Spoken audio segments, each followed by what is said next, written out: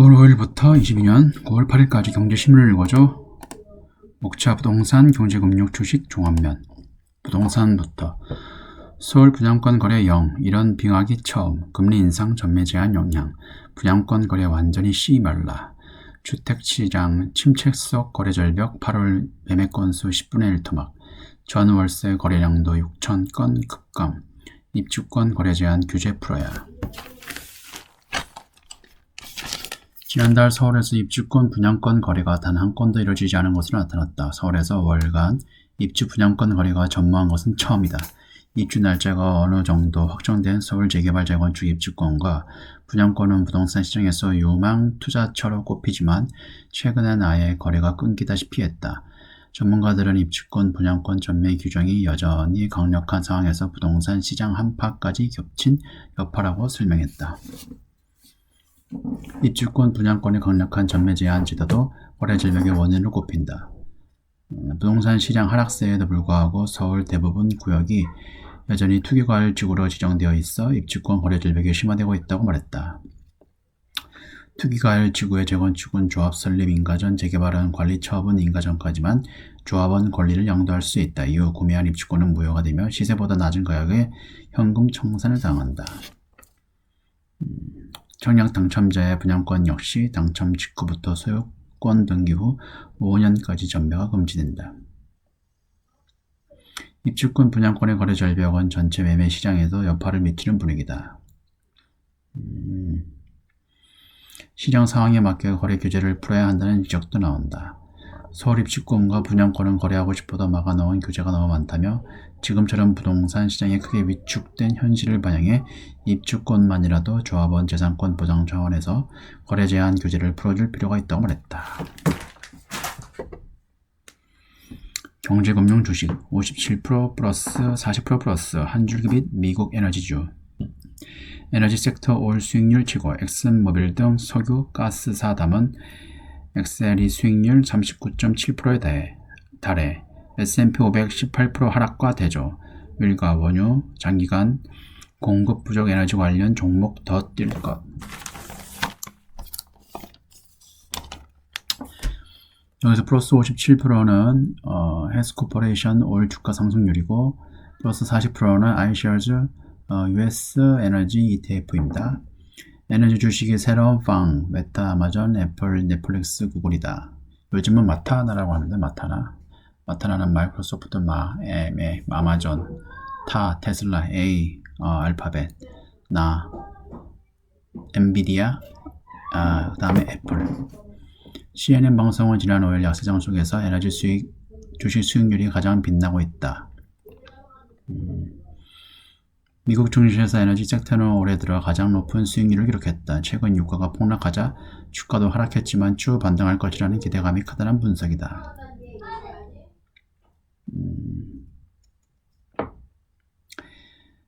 미국 석유, 가스 등 에너지 대기업에 투자하는 에너지 셀렉트 섹터 SPDR 펀드 종목 XLE의 수익률은 39.74%였다. 개별 종목의 상승세도 뚜렷하다. 석유 탐사업체 다이아몬드백 에너지의 주가는 올 들어 19.7% 올랐다. 최근 유가 하락세를 감안하면 에너지 기업들의 주가 상승세는 더욱 돋보인다. CNN의 에너지주에 대해 올해 증시의 빛이라고 평가했다. 전문가들은 에너지 관련 종목이 더 상승할 것으로 보고 있다. 유가가 배럴당 80달러 이상을 유지하는 한 에너지주는 계속해서 기록적인 매출과 수익률을 올릴 것이라며 지금 증시에서 최선의 선택이라고 분석했다. 오펙 플러스의 감산 조치도 원유 가격 상승을 부추기는 요인이다.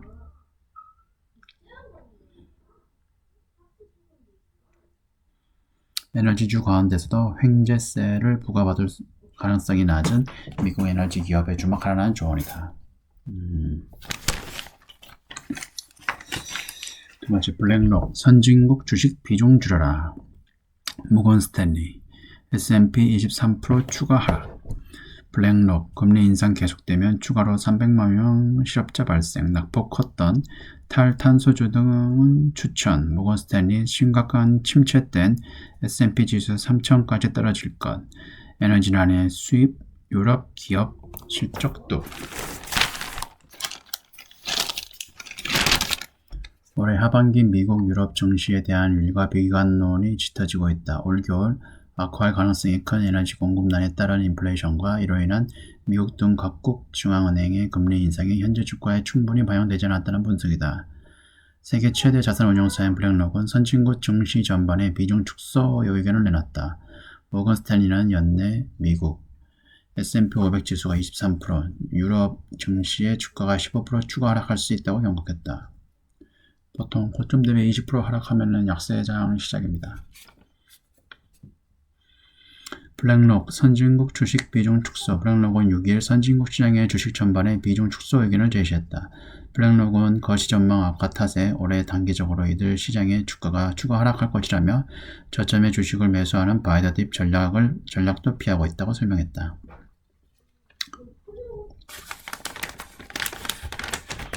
비관론 배경으로 미국 중앙은행이 공격적인 금리 인상을 꼽았다. 블랙록은 페드가 인플레이션과 성장 사이에서 균형을 찾을 생각이 없는 것 같다며 금리 인상이 계속되는 동안 수요 곡선이 파괴되고 최소 300만 명의 실업자가 추가 발생할 것을 내다봤다. 페드가 목표로 하는 물가 상승률 목표치 2%대를 달성하기 어려울 것으로 예상했다. 금리 인상이 이어지더라도 물가 상승률이 3% 밑으로 내려가기는 어려울 것으로 전망이다.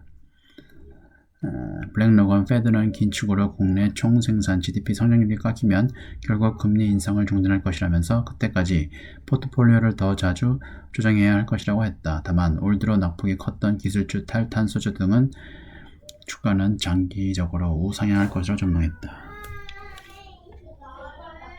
유럽 주가도 15% 추가 하락 가능성이 있다고 모건 스탠리는 전망했다. 러시아의 우크라이나 침공을 촉발된 에너지 공급난이 유럽 기업들의 실적 악화로 이어질 것이라는 예상이다.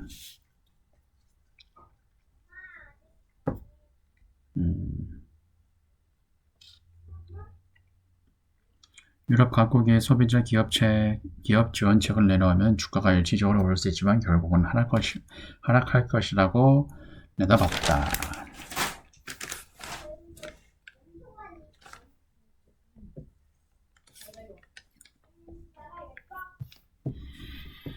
종합면 강달러 약 유안에 낀 샌드위치 원화 1,400원도 돌파하나 지금 1,384원 뭐 되는 것 같아요.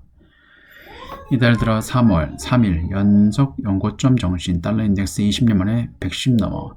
중국 이단 봉쇄의 침체 우려 커져 외환 보유액 올 들어 267억 불 감소.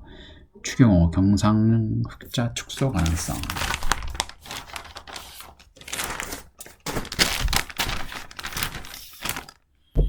원달러 환율이 연일 연중 최고점을 갈아치우고 있다. 특히 달러 강세에 위안화 약세가 더해지면서 환율 상승 속도가 가팔라지고 있다는 진단이 나온다.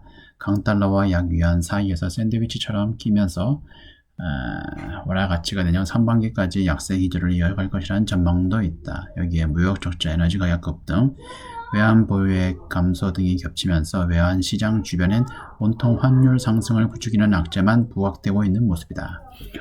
보통 퀀트 저항 입장에서 1250원을 넘었으면 기존에는 몇십 년 동안 통계를 잡았을 때 1년 뒤에는 거의 대부분 다 주가가 예전보다 더 이상 오르거나 그 이상을 복구를 했습니다. 그런데 이번에는 김효진 연구원 같은 경우에 오늘 방송 나온 거 보니까 원래 미국 같은 경우에는 달러가 기축 통화여가지고 구조적으로 이게 적자 재정 수지 경선 수지가 적자가 되는 게 정상이지만은 이게 원체 자원 보유국 자원이 원체 많은 천연가스 이쪽에 미국이 많은데 이게 원체 가격이 높다 보니까 이게 수출을 많이 하게 돼서 오히려 흑자가 날 수도 있다. 날 가능성이 많지는 않지만 날 수도 있기 때문에 여러 가지 면에서 달러가 다시 또 강세가 될 수 있어서 환경이 좋지 않다고 전문가인 김효진 연구원이 오늘 얘기를 하더라고요. 다음 서울 외환시장에서 원달러 환율은 전 거래일보다 2원 40전 오른 1365원에 거래를 시작한 뒤 2시간 만에 오전 11시 20분께 정중 1370원을 돌파했다. 달러 강세 영향으로 외환 보유액도 한 달 만에 감소세로 들어섰다. 지난달 외환 보유액이 전달보다 21억 8천만 달러 줄어든 4,364억 3천만 달러로 집계됐다. 이게 계속 이게 경상수지 적자가 되는 게 원래 대중국 수출액이 흑자가 많았었는데 이게 중국에서는 우리나라에서 보통 중간재로 많이 수출을 하고 했던 그런 제품들이 중국에서 자체적으로 제품들 품질이 올라가 가지고 오히려 한국에 수출을 하고 있습니다. 그래서 잠시 구조적으로 이게 적자가 되는 게 경상수지 적자가 되는 게 잠시가 아니라 구조적인 적자로 될 수도 있다, 위험하다라고 여러 전문가들이 언급을 하고 있습니다. 요 두 번째도 비슷한 내용인데 정부가 괜찮다던 경상수지도 8월 적자 예고, 원화 약세 속수무책, 에너지 수입 단가 급등하고 대중 적자 지속의 불확실성 커져 원달러 12원 급등 연일 최고, 한원 펀더멘털에 비해 약세 가팔라, KDI 반도체 업황 부진 지적하며 3개월 만에 경기 하방 언급.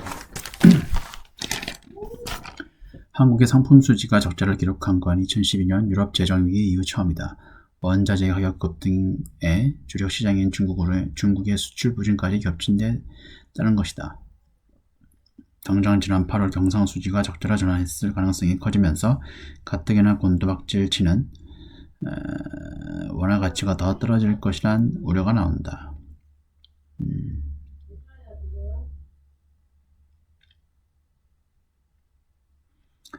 한국의 최대 수출 시장인 대중국 수출이 같은 기간 마이너스 2.7%, 그 다음에 두 달 연속 감소했고, 한국의 수출 5위 시장인 일본에 대한 수출도 마이너스 1.7% 줄어들었다.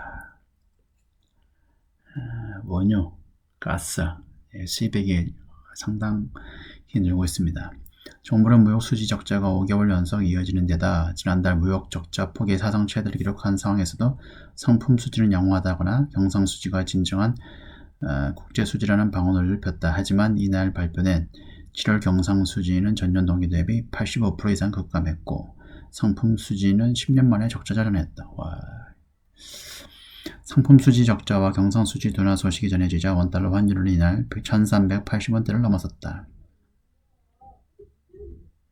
장중 1,388원 40전까지 치솟았다. 추경호 부총리 겸 기획재정부 장관은 방송기자클럽 초청 토론회에서 환율이 오르고 외환시장 불확실성이 확대되는 것은 경제와 금융시장에 바람직하지 않다고 고도 개입성 발언을 하면서 환율 상승 속도는 주춤해졌다. 8월 소비자 물가지수 상승률 하락세가 예상보다 완만하고 기대 인플레이션도 크게 낮아지지 않는다는 것을 감안하면 원달러 환율은 1,450원 가능성도 열어놔야 할 것이라고 말했다. 일단 13일 날 발표되는 미국의 CPI 지수를 확인해 봐야 될 것 같아요.